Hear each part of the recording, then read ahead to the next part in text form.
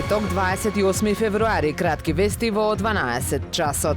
Ке правиме измена на проектот на базенот во Охрид. Наместо монтажно корито ке се постават плочки со што ке се заштедат 200 до 300.000 евра, изјави министерот за спорт Борко Ристовски. Тие средства ке се пренаменат за поквалитетно машинство. Додаде дека има мали незначителни отстапки во проектот, а дали е сторен криминал или не, ке покажат резултатите од ревизијата и вештачењето. Базенот во Охрид започна да се гради во 2015 година, но за жал и понатаму останува само ветување за охриѓани. Според најавите, затворениот пливачки базен треба да биде енергетски ефикасен објект и ќе користи биотермални пумпи, што ќе го направат неговото користење во зима далеку поевтино.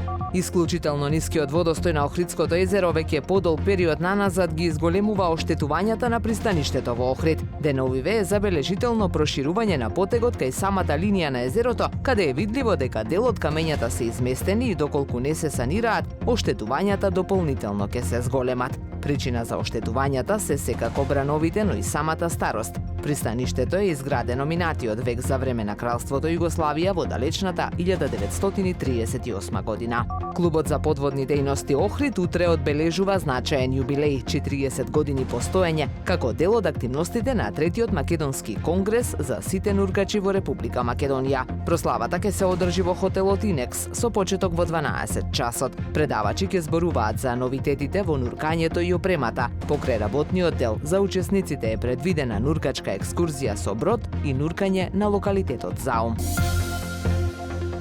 Времето денес променливо облачно со повремени сончеви периоди. Дува слаб до умерен југоисточен ветер. Максималната температура во Охрид до 12 степени. Повеќе информации на ohridpress.com.mk. Уредник и водител на вестите Даниела Спасик. Технички реализатор Реджеп Селман.